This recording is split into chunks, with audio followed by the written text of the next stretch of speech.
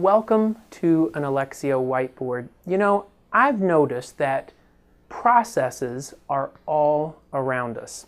Think about trash collection. It's a very routine thing that happens for all of us, but imagine what it would be like if you didn't have it supported by a well-established process. I mean, you'd have to decide where are we going to put the trash in each room, who's going to go around and collect it, who's going to come pick it up and carry it away, what's recyclable, what's not. It's become something that is very automatic because of a well-established process. Well, today in our whiteboard, we're talking about process, but something in a much more important vein than trash collection, and that's processes in the local church. So I know what you may be thinking. Hey, you know, process is good for things like trash collection, but people are different. And the church is all about people. People come in all different shapes and sizes. I certainly agree. But how much more important to have well-established processes for this much more complex task of working with people. It's going to make you better at what you do. Mostly what we'll be talking about today can be found here in this book, Alan Rada's The Optimized Church. In it, he largely spends time talking about the important processes of the local church. Now, if you take a look in his book, you'll see that he suggests that there are 6 P's to effective church leadership. I'm going to leave it to you to read his book to find out about 1 through 4. Our main topic today will be number 5 and number 6. 6 is processes.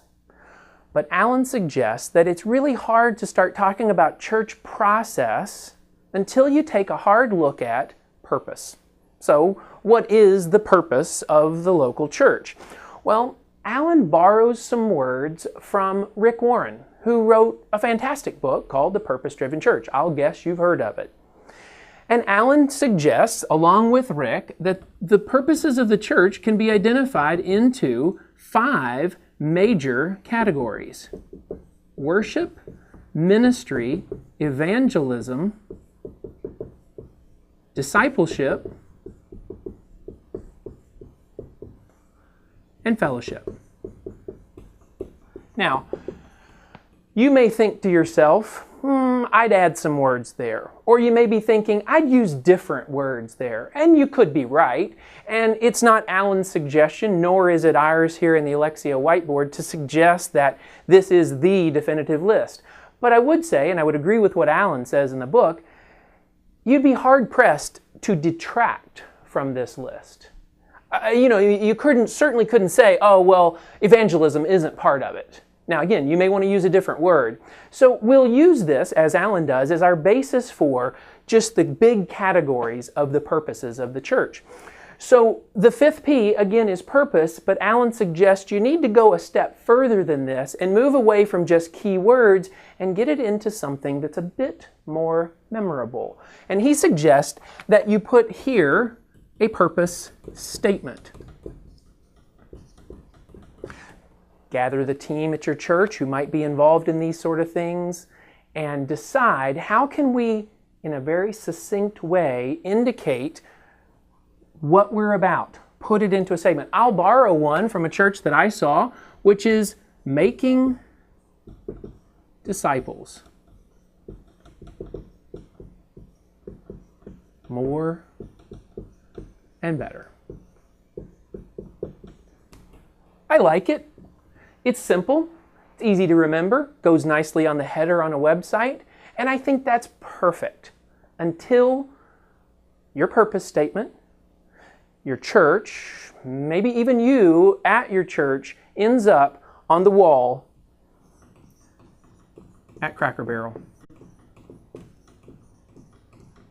Now, don't get me wrong, I love Cracker Barrel.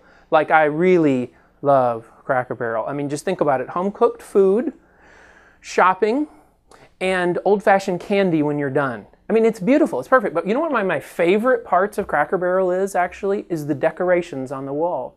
They have old-timey advertisements But the best part are the things on the wall. Like you look at them and you're like, don't really know what that is. Or sometimes you might have like some sense. Sometimes I see them and I think my grandfather had one of those. It's not that the items on the wall don't have a purpose.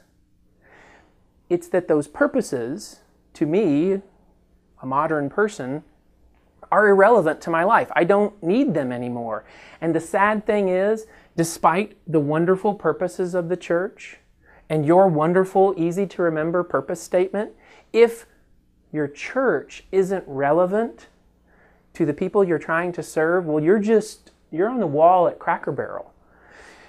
Now, it's certainly a bigger task than we can cover in this whiteboard to suggest all the ways that you might make yourself engaged with people rather than relegated to the wall of their grandfather's time. But I would suggest that there is a simple or a few simple things that you can do. And the thing I would suggest and I would say is, you know what I've never seen on the wall at Cracker Barrel? Is a Bluetooth controlled butter churn. Okay, stick with me. Here's what I'm talking about. Right? I actually have seen a butter churn on the wall, and nobody needs a butter churn anymore because we just go to the store and we buy butter.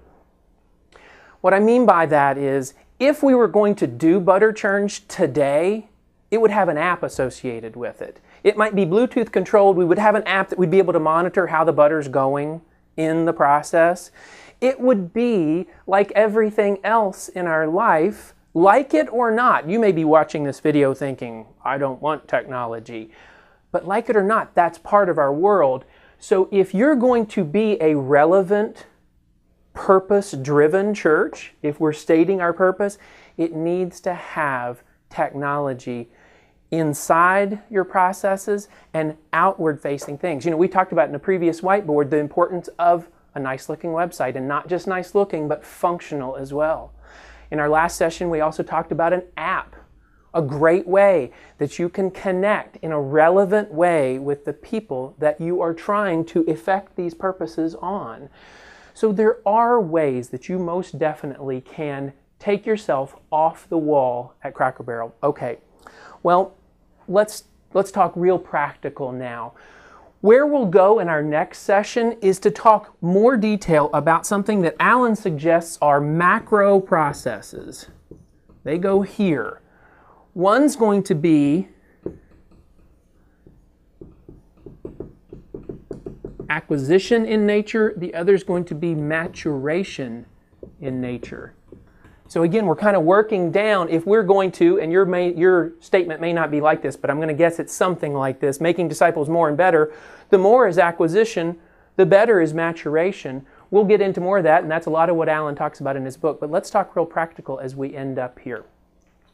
What can you do now, after you finish watching this video? Tomorrow, when you're thinking about it, in staff meeting this upcoming week, what can we do? Well, I would say the first thing you can do is really take a hard assessment, a hard look at where you are now.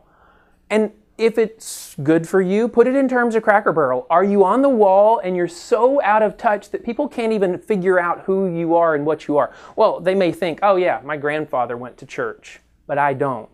So where are you in that realm? So take a hard look. So assess, where are you? And I would suggest you need to think about it in terms of technology.